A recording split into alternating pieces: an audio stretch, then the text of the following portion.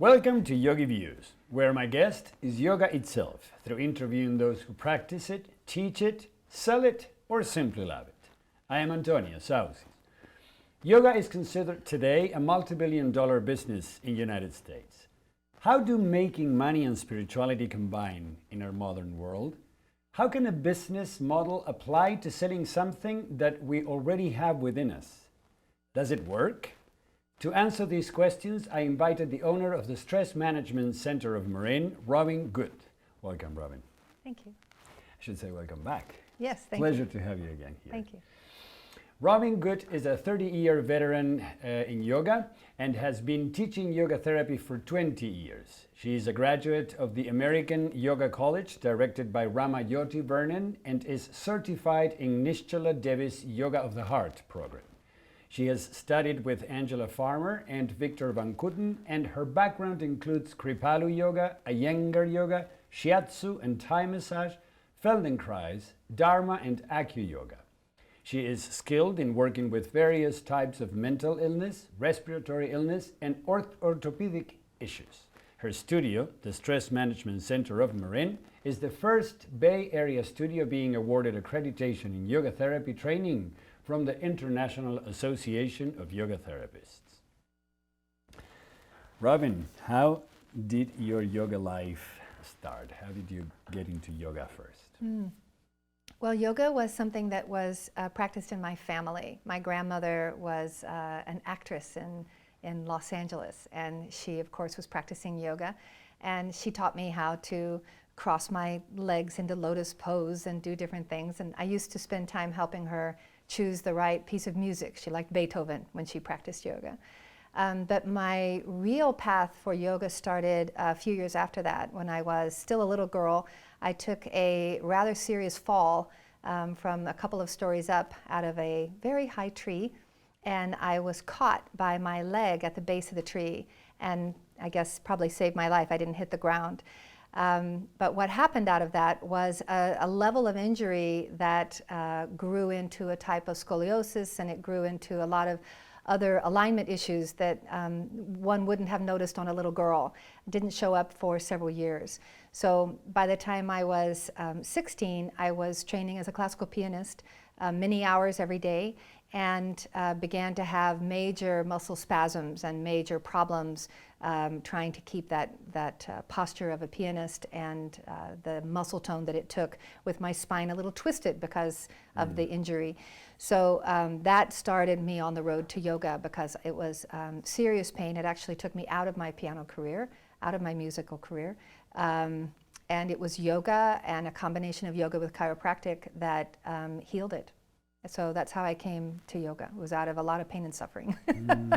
Well, not unlike many yoga therapists, yeah. Yeah, exactly, to yoga and to yoga therapy, Yeah. because there's a place where you already used yoga as a therapeutic tool. It's actually the only way I knew about yoga. The only yoga that I knew was a therapeutic tool, apart from the little trick my grandmother taught me when I was a little girl.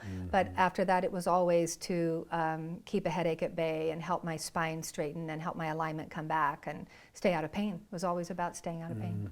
Did you, or were you also exposed to the philosophical or the spiritual aspects of yoga as well? You know, I would say I was exposed to a lot of spiritual aspects that I would now recognize as yoga, but in that day, it was mostly my older brother who went to college, who came back with all these controversial ideas. And I adored him, so if he said it, I said yes, and he was 6 years older than me, so a big influence on me. So I would say a lot of my first experimenting with the philosophy was through his guidance when I was maybe 14, 15, 16, and beginning to try to get a handle on my own mind, because I was a very strong personality, a very strong young girl, and it was helpful to try to get a handle on all the places my mind went that I didn't seem to have any control over. So, yeah. And now, because our topic today is the business of yoga, how did your business career start? Did you have some training? Well, when I was forced to leave my piano career behind because of the injury, I ended up in business school instead of ending up in music school. And after I left business school, I wanted very much to work internationally. I'd had some exposure to Europe and various cultures there.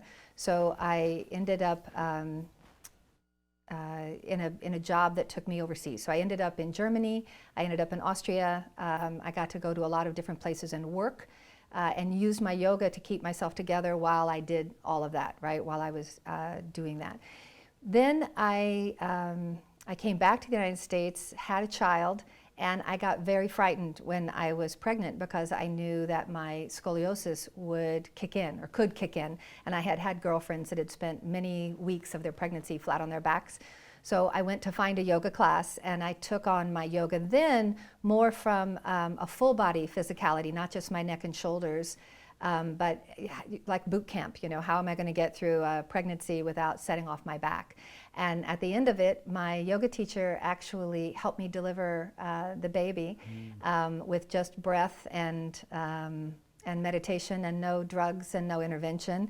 I had a very shocked doctor who had never seen a first birth look that calm. But she'd been at my house doing pranayama with me for hours and hours, and I was way out in the zone. So it ended up being a huge help, and if nothing else would make you a believer, coming through that way, it will make you a believer. So from then on out, it was about my yoga practice, and she was running a training, so I took training from her, and I ended up, because I was married to an international businessman, I ended up in Saudi Arabia, of all places, and that's the first place I taught yoga.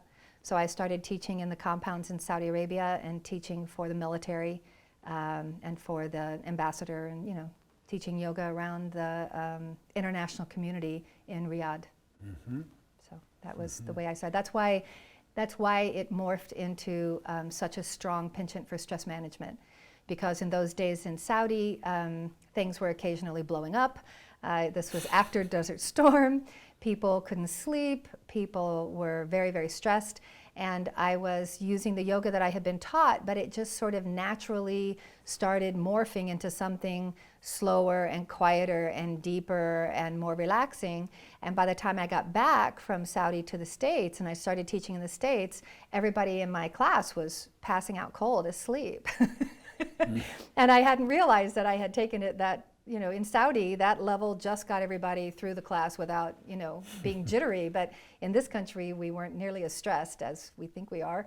And that level of yoga knocked everybody out cold. So it turned out I had a good penchant and a talent for stress management. So that's what I developed. Mm-hmm.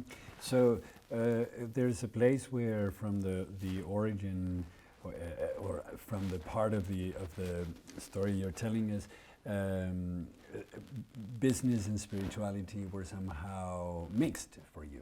You know, I was raised in the Quaker Church, and the Quakers have a very strong sense of an individual relationship with God or with your higher self. So my spirituality has always just been like a pair of glasses that I look through, and it colors what I see, and it colors how I respond to what I see. So, you know, it's not something I've ever separated. It's just not the way. And how you do business as well. Of course, right? And some of that is, yeah. I mean, the ethics of that come through. The desire for equal trade comes through. You know, I was doing contract negotiation in Germany for a software company. And I was very proud of the fact that the contract I negotiated, I tried to make sure that it covered the worst case for both parties, and it covered the best case for both parties, that it was going to be something that would work no matter what. And I was very proud to find out 10, 15 years later that that contract was still in force, and they were still using it, which is a good sign that it was a contract that worked for everybody. Otherwise, you throw it out and you start over. So, no, that level of ethics of trying to make sure that it's an equal exchange with people, that it comes from my upbringing, that comes from who I am. Now, yoga as a business, even though there has been yoga studios in Europe and in many parts of the world, it's become a little bit more of an organized and codified and seriously supported business. Now, that happened more since it came to the West, because as we know, in yoga was mainly taught in India, was mainly taught in the ashrams, not so much in a studio as we have now. Do you see any conflict between business and spirituality, or no? For me, there isn't.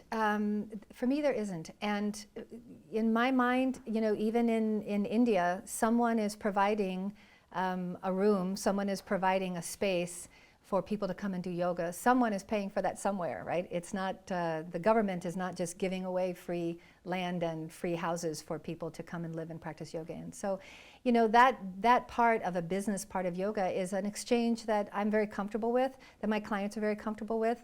Everybody wants the lights to stay on.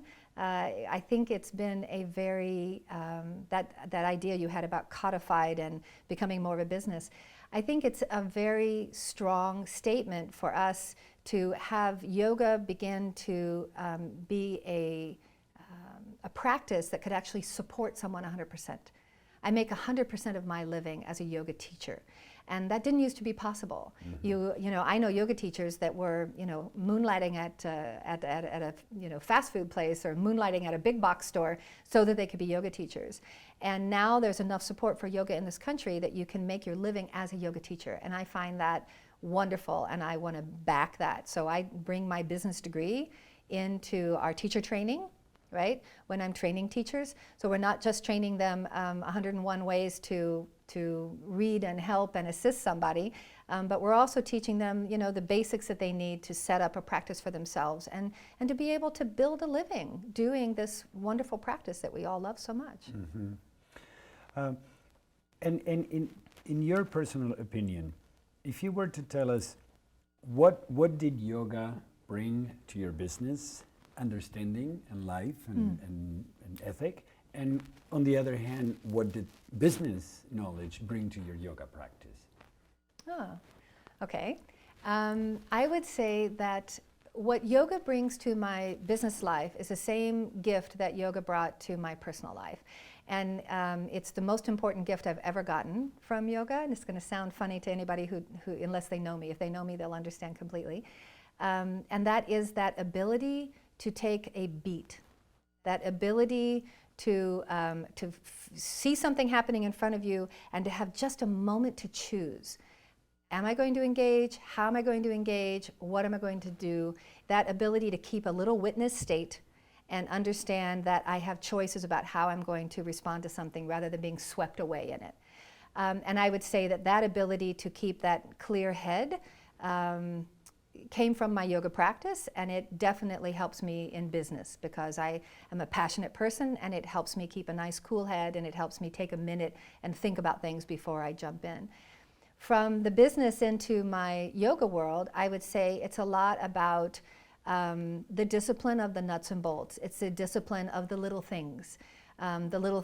Whether it is a few minutes of breathing before I came in here to tape, the little pieces. And if you are well trained in business, you know that the pieces that make a business successful sometimes are the little tiny things, that the little I's that have to be dotted and the T's that have to be crossed.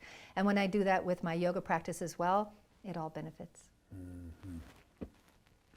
Do you agree with the statement that yoga is a multi-billion-dollar business? Oh, I think that whatever it is, what was it, 47 million or a couple billion or whatever it is. But, I always think of that as, a whole bunch of folks in really comfy, organic cotton clothing. I'm fine with that. I think a lot of that's apparel, and a lot of that is also bringing up some awareness in all of society about more cotton and less chemical and more of this and less of that. And I think that's all good. My mom wears that stuff. I think it's great. So I don't think those are all necessarily yogis. I see. In terms of how you choose, you were talking about choices. And one of the things that is happening these days is that a lot of people that want to leave corporate America, they do a couple of hours yoga training or 100, and they are a yoga teacher. And a mom who has 2 kids and doesn't want to leave the house, she becomes a yoga teacher. And we have seen that also a lot of people that perhaps want to deepen their practice, they also become yoga teachers. So the end result is there's a yoga teacher under every rock in the world. How do you personally choose your teachers? Well, first, I hope they're not under rocks. I don't look under rocks for them. I do think that more teachers, the better. I think everybody would benefit from a yoga teacher training, and whether they just help themselves in their life and understand themselves a little better, or whether they help their mom, or they help a child through a rough go, or they become full-blown teachers, I think that's less interesting. I think that's a natural unfoldment of who that person is and whether they find their audience and how they relate to that audience. But I think that that the training itself, especially the level of training that we're talking about, right? The IAYT training of 800 hours, that's with 200 hours you have to get in. So, you know, it's 1,000 hours and several years of work. I think that everybody benefits from that. I think that it doesn't matter whether they go on to be big yoga teachers or whether they just go on to be better developed individuals. I think it's all good. For my teachers, I chose teachers because of what I considered to be their therapeutic eye. I did not choose them by lineage. I chose them by depth and by their ability to read bodies and read people, and their passion for working at that level. It's a different level. And it's not a better level, it's just a different level. So I chose people that I thought had that therapy eye. And they turned out to be people with many decades of experience and many decades of practice. One of our lead teachers, Lynn Weinberger, has been practicing yoga for over 50 years. She started in India in the Peace Corps, right? That's where she learned it. So, you know, she draws the largest audience that we have, apart from, I think, from my classes, or maybe her classes are even bigger than mine, probably. And they come because she has such incredible depth. And are these at your center, because even though it's called the Stress Management Center, do you also teach regular yoga that is not therapeutically oriented? No. No. All your classes have all a of our therapeutic classes have intention. names like yoga tools for aches and pains, yoga tools for healthy backs. We have a new yoga tools for pelvic floor, yoga tools for core strength, yoga tools for, you know, that's... I see. Yeah. So perhaps it is a little bit different from a regular yoga studio that is not necessarily therapy oriented, because in those other studios it's very common to see that teachers that do have lineage, that have 50 years of experience, that heavily carry the spiritual and philosophical aspects of yoga, they're not necessarily the most popular. And some of the Ashtanga flow Zumba yoga teachers, they pack the classes. So this doesn't happen at your studio then? We don't have any Zumba, Ashtanga, jazzercise classes at the studio. It's a therapy house, and it always has been. And that was because of my injuries and the reason that I came into yoga with all my aches and pains. So my thought when I opened the studio was, you know, if I couldn't find a class because everything was too hot or too fast or too power oriented, maybe I wasn't the only person that couldn't find a class. So opening the studio was a way to make sure that I had class and that other people like me with aches and pains and little crooked necks, you know, that they could also find a class. So no, it's always been a therapy house from that standpoint. And as far as the rest of the classes go and people coming up with their own versions of yoga, I say the more the merrier. I'm fine with all of that. I think there are lots of ways that yoga can open a door for someone. And it might be that they walk into their gym class and today we're doing yoga, right? And they get 1 hour of yoga and that's all they get. But maybe a few years from now they go thinking, what was that stuff? It was supposed to be good for you, you know? And they'll go back and look at it a little more deeply. So I think all of those things are just more ways for people to come in the door. And I think the cream will always come to the top, and I think that people that really want to go deep are going to find teachers who can take them deep. And people that want to just do it as a little bit of a physical exercise are going to do it as a physical exercise. Breathe and be careful. Yeah, and they're going to benefit from the physical aspect. Sure. Why not?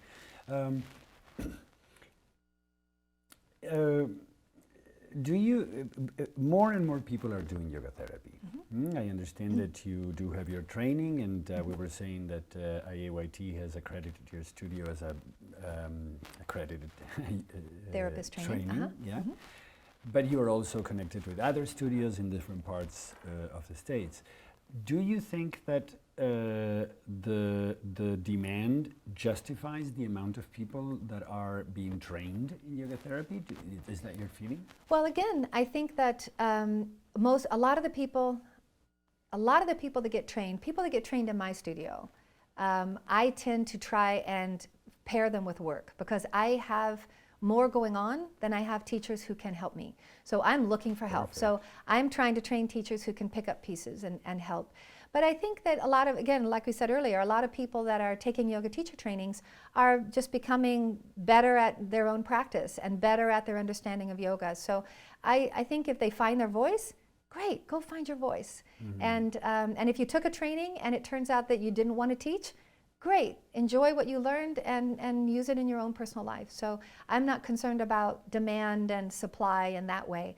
I think it'd be like saying that everybody getting a college education is too much supply of college educated people. I think that a yoga teacher training, especially at the levels that we're talking about now, is a lot like getting, a sort of an associate's degree in something, and it's all good. More education is better.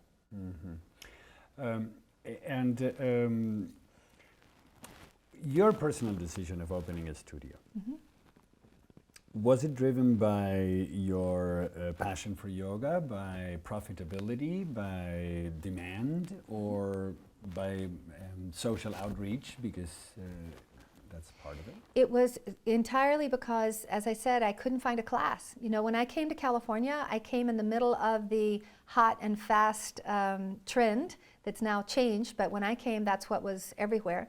And I couldn't find a class that I could do for myself.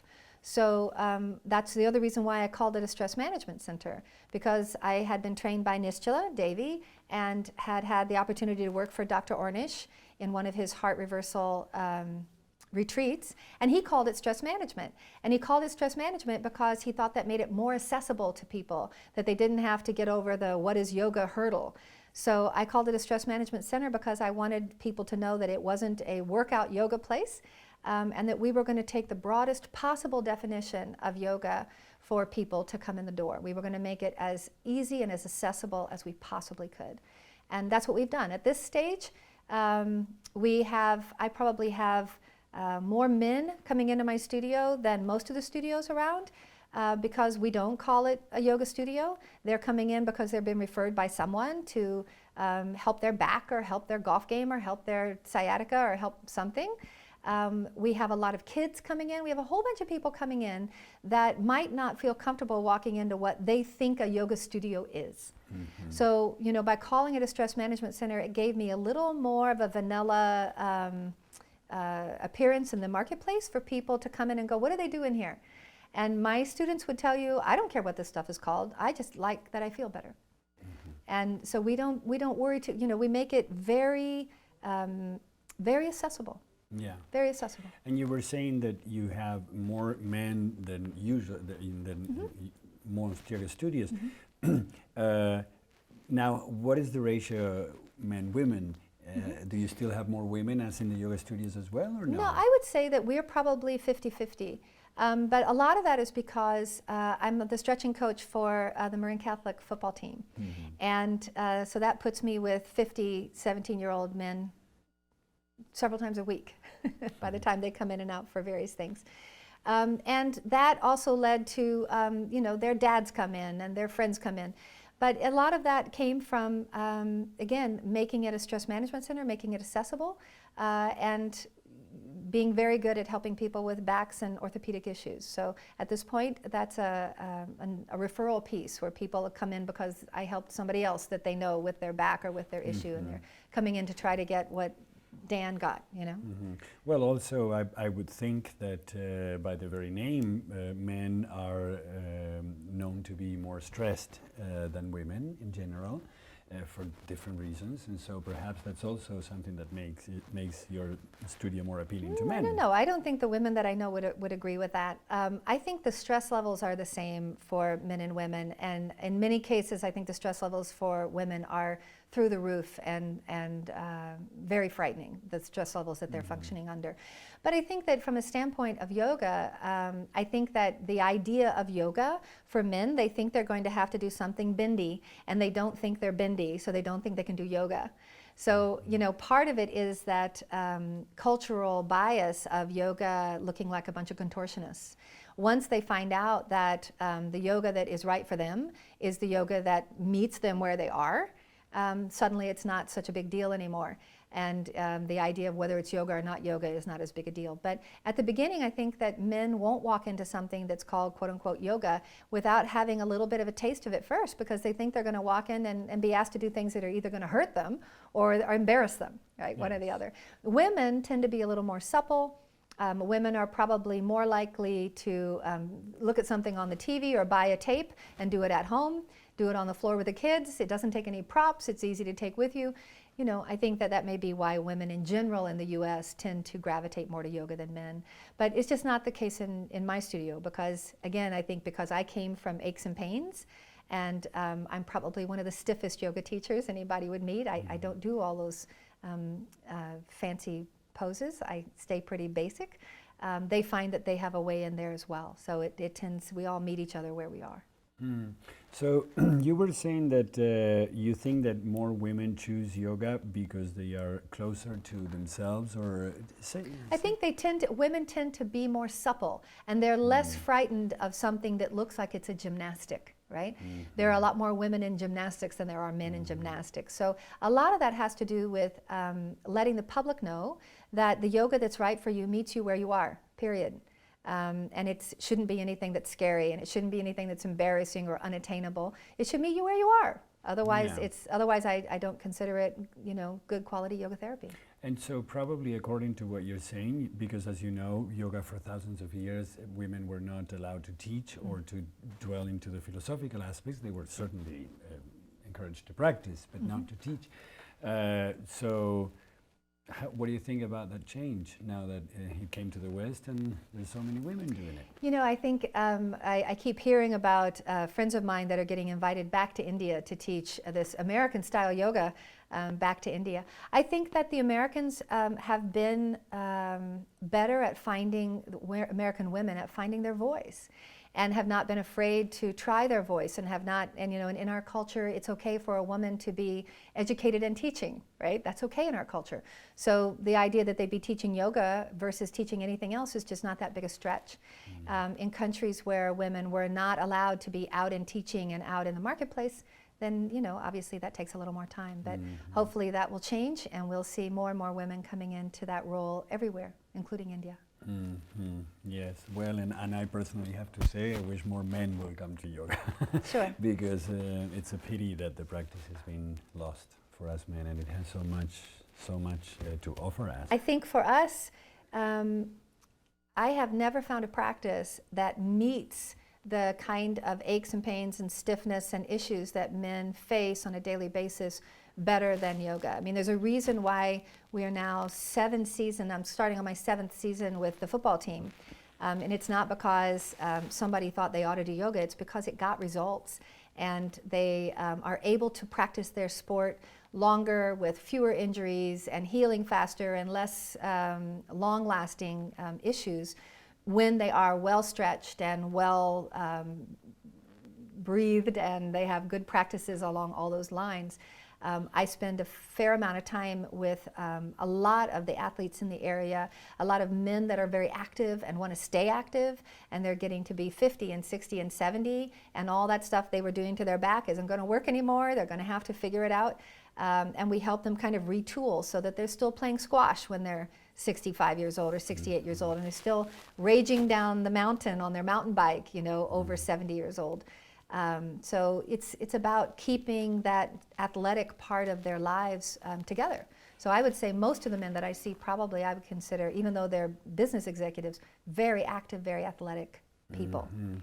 And in this Marin Catholic where you teach the men, do you call it yoga? Sure. Ah. Sure. You know, for the football team, they call it yoga for football, absolutely. When I go into the school and speak, sometimes we call it breathing and stretching, right? Sometimes we call it good practices to study with and good practices to relieve stress. We call it stress management. I'm happy to call it whatever anybody wants to call it. I am not the least bit attached to the term as much as I hold it dear for myself. My goal is to make it accessible to other people. So I am fine with calling it breathing and stretching. I'm fine with calling it stress management and focusing exercises. It's all fine. It's not a problem for me. I think the football players call it yoga, but we didn't when we first got there, but they call it that. And they come to the studio and take class. But you know what happened for a lot of the football players after the first season, a lot of them went off to college, and my boys that went to UCLA came back and said, oh, UCLA has a football yoga program. And some of my boys went to Oregon, oh, they have yoga for football. And they had it elsewhere than in California before here? Wow. Oh, of course. And then when the 49ers made it to the Super Bowl against the New Orleans Saints, and the power went out, if you'll recall, in New Orleans, half of the 49ers headed down onto the field and started doing yoga on the field. And I had 5 new young male athletes in my studio after that because their mothers said, that's what I'm talking about. Look, they're doing it. You know, it was decades ago that I think Baron Baptiste was the yoga coach for the Philadelphia Phillies. Decades ago. So, you know, yoga for football is one of the best matches I have ever seen. So the basic skills of yoga are such a huge relief to the basic tensions and things that you build into a body for a football player, those kinds of short, snap off the line kind of movements. And yoga is perfect for that. It's the perfect foil and the perfect balancing agent for that.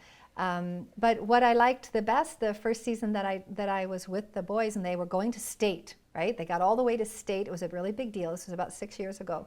And we had the last session with them in the cold and the rain in December, out on the football field, because I teach on the 50-yard line, right, on the football field. And I asked them, you know, what else can I give you? What do you want? What do you need today? You know, because I felt like we had all given everything we had, and they were going for the one big game. And one of the boys said, Coach, can you talk to us some more about breathing? And I thought, Lord, you can take me now. It doesn't get any better than that, right? So they were asking for ways to manage their energy, manage their adrenaline. These are 17-year-old boys. Nobody thinks they can manage energy and adrenaline. And I'm here to tell you they do. They do it really well, and they do it with purpose and focus. And some of them changed their majors going on into college to study kinesiology and other kinds of practices because they said, we never knew that we could feel like this. We never knew that we could remedy all of these different things. And you know, it opened their eyes in a really big way. Nobody had ever taught these kids to really properly breathe and stretch. And when they got that combination, it just opened up a whole new world for a lot of them. It was really exciting, really exciting. Now, you're talking about breathing and stretches. Do you also meditate or do some devotional or chant with the football every team? Once in a while? Yes. No. The football team is very well cared for at Marin Catholic with with the nuns that come to all the games and chapel and the spiritual path that they are all there practicing. So they are well cared for there. And they bring it into if you've ever been to a Marin Catholic game, you would see, they bring it into the game. So there is prayer before the game, there is prayer during the game, and at the end of the game there is prayer and thanks, and then all the boys come and thank everyone who comes to see them, and then they sing the Marin Catholic song. I mean, it is very well-rounded, oriented to a very well-rounded person. It's not about, you know, did you play and did you win and now we go home. It's very much about this community experience and about a spiritual life that includes an athletic life as a part of a spiritual life. So maybe I get off easy because I'm within a Catholic school, but they are very well cared for on that level. That's not something that I need to help them with. And Robin, because the business world is more populated by men than by women, and I'm sure that perhaps some of those businessmen are listening to us, why would you say yoga is good for men? You know, yoga is, for men, one of the easiest, most direct, straightforward ways to maintain body, mind, focus that I've ever found.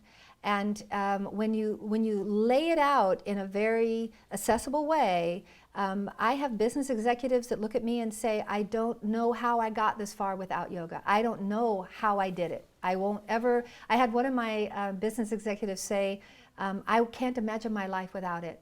And it really is a way for him to decompress from a lot of airplanes and decompress from a lot of stress.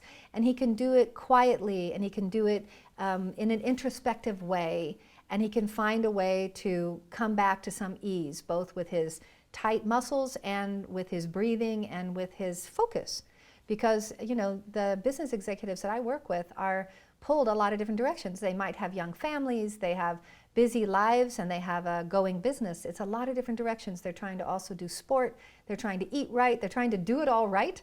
And it's nice to give them practices that are just for them, just when they're alone, when they're quiet, when their plane is delayed, you know, when they're staying in a hotel room somewhere and they've headed up to the hotel room because they don't want to do all that late night dining and all of that, and they're in their hotel room and they've got a few minutes of peace for their backs, for their aches and pains. So no, it's a really great method for them. Now, Robin, most men are concerned with their sexual performance. Do you think that yoga helps? I think that having some command of your adrenaline and of your breathing and of your body is always a good thing. So you wouldn't think there's any specific, because as you know, there are a number of specifically sexual practices of yoga to keep your sexual organs in good shape and in properly served by blood flow. So there's a number of things. It's not just the feeling well part. So, great. So give me your card and I will put it out, and the men that I speak to that have questions, I will send them your way. Okay. Even though your studio is a little bit different because it's not a regular pure yoga studio, you're more dedicated to the therapy. What are the competitive advantages of your place, of your studio? You know, I consider us a regular yoga studio. Not, I really do. What I mean to say is and pure yoga, I really do. No, but what I mean to say is that you don't have regular, just yoga classes that are not therapeutically intended. So that's why perhaps that's a big difference. Yeah, for me, that is the regular yoga. For me, that was the original intent. You know, yes, ease the body, ease the mind, and then you can sit in your meditation or do whatever it is you're going to do. I would say that from a competitive advantage, I don't think of it so much as competition, but I think that we just got interested in some things that other people don't do. And for instance, you know, I have this problem with, I don't say no to people when they call and they want to do yoga. Oh, I want to do yoga, but I have this issue. I say, come on down. Well, we want to send these folks to do yoga and they have that issue. I say, come on down. So, you know, it never occurred to me that you could ever say no to somebody that wanted to do yoga. I thought yoga was for everybody. So at this point, 15 years down the line, that's how old the studio is, we now have close to 15 years of working with specific groups of schizophrenics, specific groups of the brain injured, specific groups of people with heart disease. And those kinds of things have given us an advantage for people that want to work in yoga therapy because we have decades of experience. That experience took me to be able to work for Dr. Ornish when I got to do one of his retreats.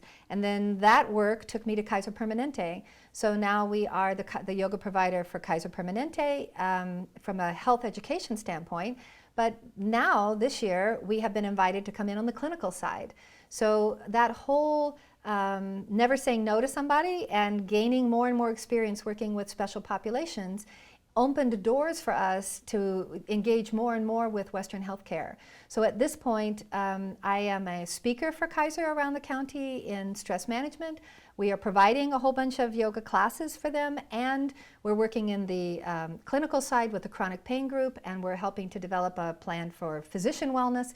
We're being asked to get involved in a lot of other ways because they've watched us now for over a decade deliver the goods and have less people going into the back pain seminars and less people going back to their doctors looking for pain meds and, more people feeling stronger and better.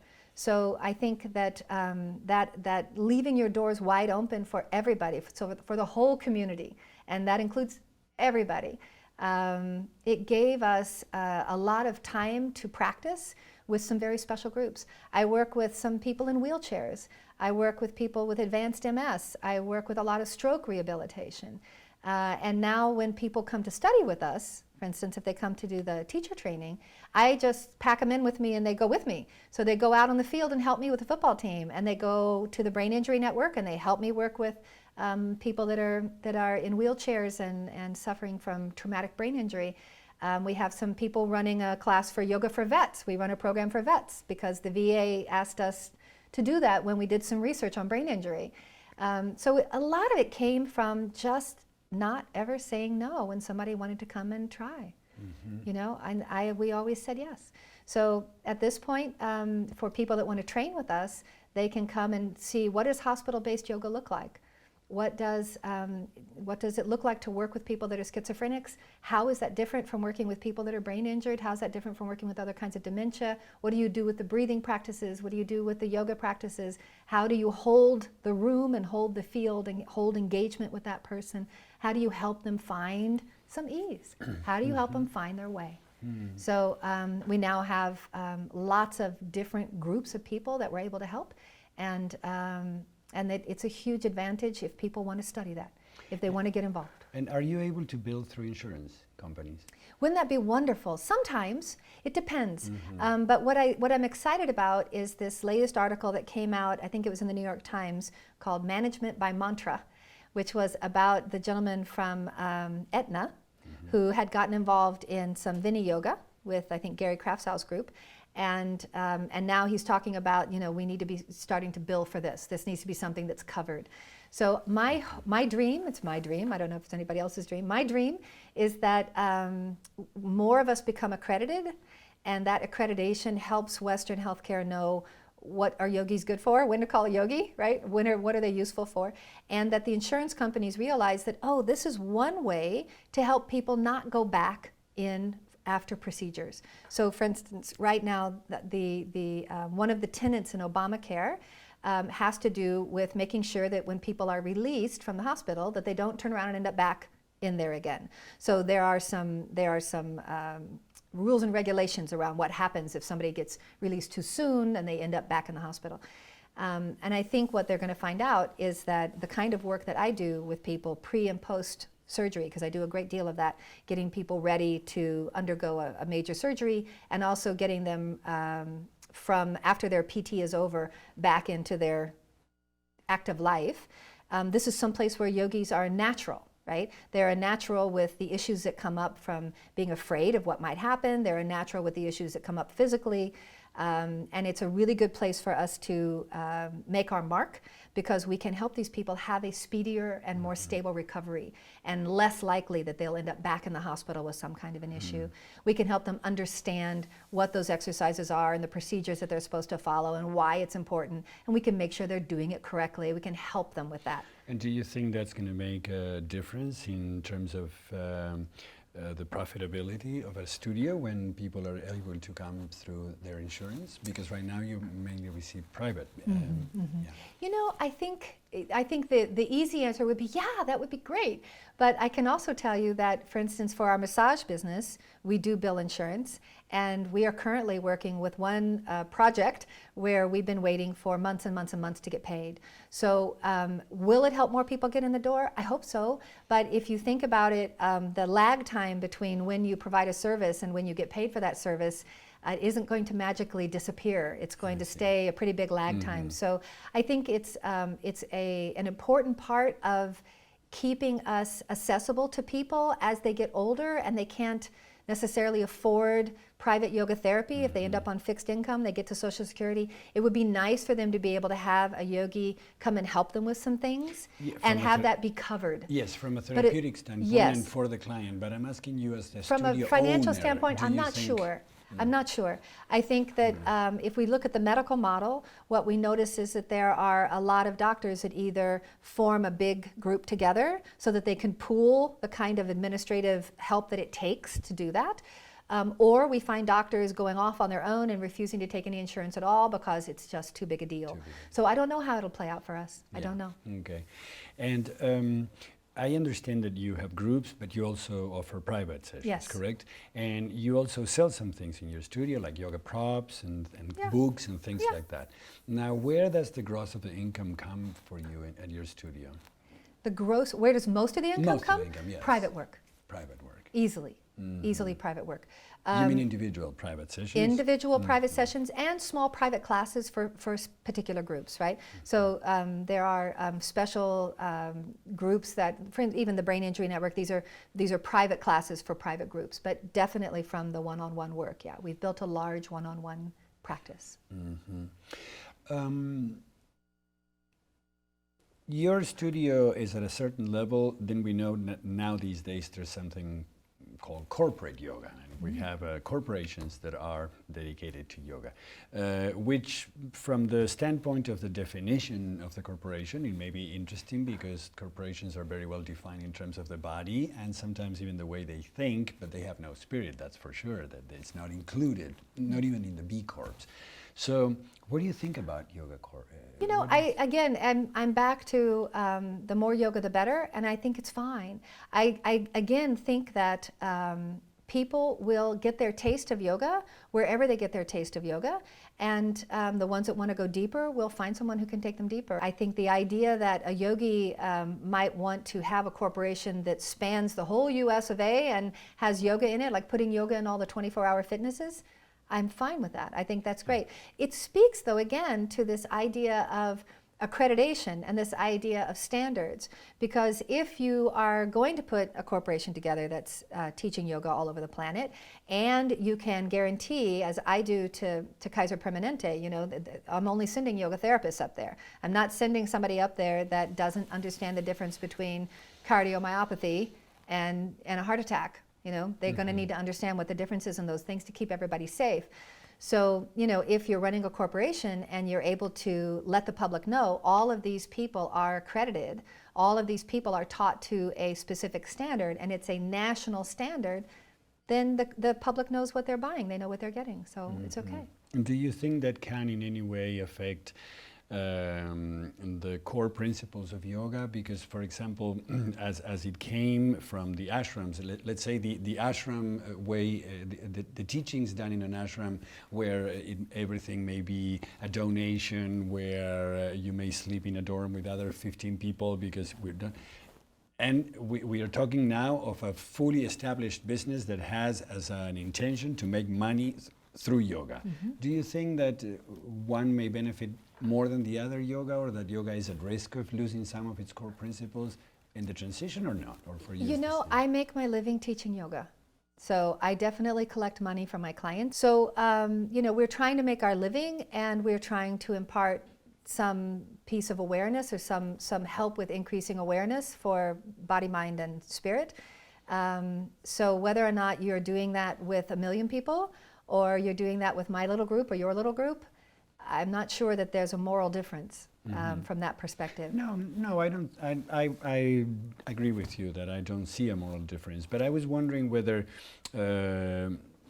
yoga itself could suffer in any way. You know, I have great faith in yoga. You know, I think 4,000 or 5,000 years worth of translate it and move it and change it and bump it and do it and turn it, take it to America and all that stuff, and it's still powerful and strong, and people still have huge cathartic experiences in those gymnastic-y yoga classes. They do. And, you know, I think that the power of the practice comes through, and I don't think that we're going to be able to denigrate it in any way. I think yoga will outlive all of us. Very probable. Robin, there's a number of people that these days want to have a studio or want to open a place. Or what would be your words of wisdom for them? You know, I would think the best way to do it is to start small, which is not what I did. But if you started small and you built your practice and you built a nice following, and then you give some thought to whether or not you actually need a brick and mortar studio or not. There's some very popular, famous yoga teachers in our area that don't own their own studios and go from studio to teach and take their following with them to various events and trainings and things that they want to do. So I think that's a really nice way to do it. I didn't do it that way. I took it on, again, with my business degree, I took it on as a business model. I thought that it was a stable business model, that it would work. And so I dove in. I was not the lead teacher at my studio for many, many years. I hired lead teachers, and I ran the desk and taught a little bit on the side. So I wasn't interested in it from that perspective. I was interested in providing something that I thought was missing in the marketplace. This kind of yoga therapy I thought was missing in the marketplace at that time. And I came into being the lead instructor only over the last maybe 5-10 years. So I think that the whole process of yoga, the whole process of that coming together and running it as a business, I think if you were going to do that, I think it's good to start small. It's good to start small and build your way into it and then decide. Brick and mortar may start to be less and less interesting. In the Bay Area, with the rents going the way they are, it becomes more and more interesting for more people to share space. And for lots of different people to be using one room if you needed a room large enough to teach in, and it's maybe a wiser way to go than trying to start a studio in a brick and mortar fashion. Mm-hmm. Mm. And is there anything you would tell them to not do? Tell them to not do. I would just tell them to plan on it taking twice as long and twice as much money. And if they plan that way, I think they will be fine. So not to believe that the plan is going to play out as planned. Yeah. Yes. In your personal experience, with so many years in the business, is there anything you would do different? I would have started small. No. Actually, I think no. I mean, I think that for me, coming into the yoga business and having a business degree, one of the big dreams for me, and one of the things that I talked about with my teacher, with Rama, was balancing my yoga practice with my business mind, right? Because I used to get a great deal of, I used to spend a lot of time working for a lot of yoga organizations because they wanted a business head, right? And they would bring me in as the business head. And I was trying to balance those two things in my own company. So if I was going to do anything differently, I might have been a little more conservative in some of the ways that I pursued my business. I might have recognized that yoga therapy was going to happen even earlier than I did, and pushed a little harder over here and pushed a little less over there, that kind of thing. But, that's not the way life works for us, does it? Mm-hmm. Hindsight is always 20/20, mm-hmm.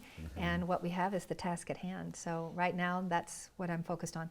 It's why I'm so excited this timing of the interview today with being accredited by IAYT, because I think that is the next step. I think that's where the future is going. I have certainly invested my time and my effort in that future, at that idea of a higher level of training and an accredited yoga therapist. And I think that's where it's going, and that's where I'm putting my attention now. So I'm moving forward. Would you call that one of the because I'm inspired to ask you. You're very right that a lot of yoga teachers don't have a business mind or don't have expertise, and so a lot of times this is why people like you may be so much in demand.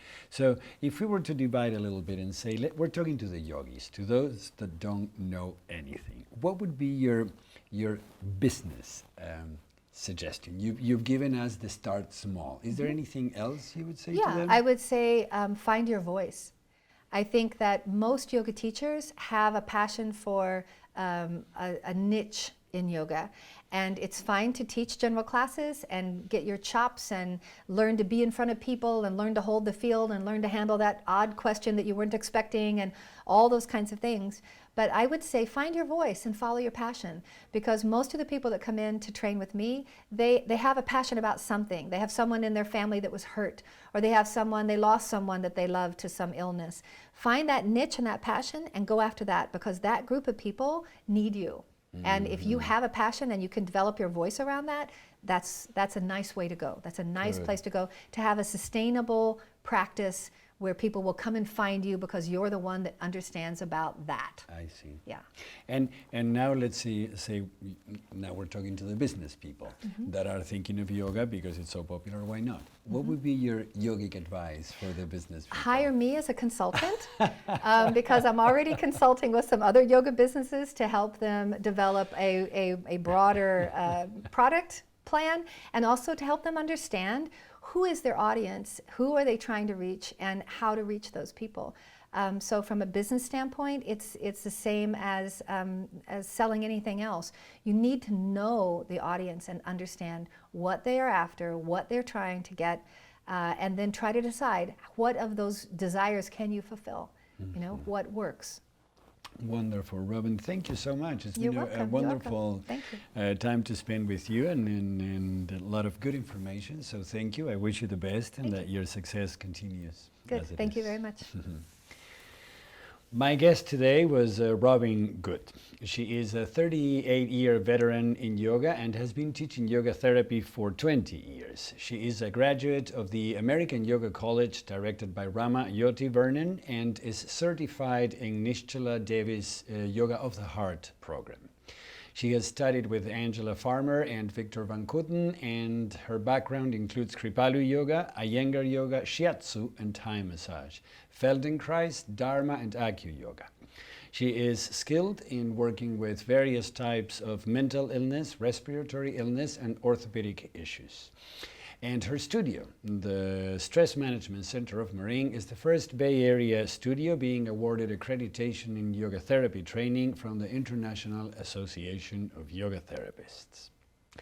I hope you liked our show today. And if you'd like to let me know, send me an email at antonio@yogiviews.com. I look forward to seeing you the next time.